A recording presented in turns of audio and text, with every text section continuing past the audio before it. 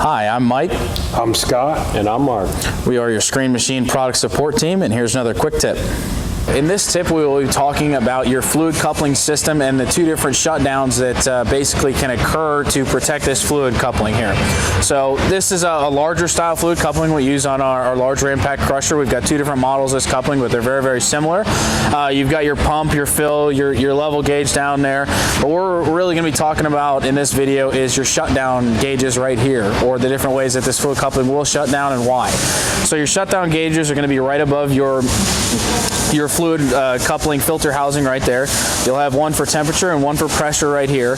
On the tier 3 unit, we use both of these gauges to shut it down, whether it's for temperature or pressure. It'll either shut down for a high temperature or a low or a high pressure. So on the tier 3 units, these gauges are going to shut it down for either temperature or pressure.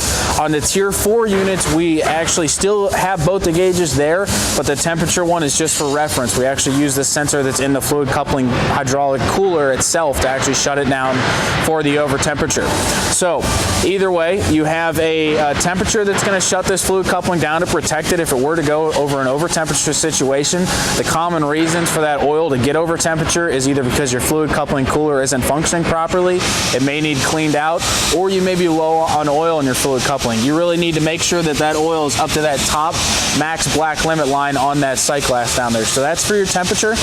If your fluid coupling is shutting down due to high pressure, which it will tell you that, especially on the tier 4 machines, it will tell you whether it's temperature or pressure. If it's shutting down for a pressure situation, then most likely you have some restriction in this filter right here, and it needs to be replaced. But those are the two things you need to worry about on these fluid couplings, the two main things.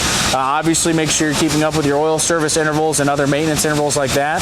But if you're shutting down for high pressure or high temperature, here are the gauges that you need to find and look at, and then go from there.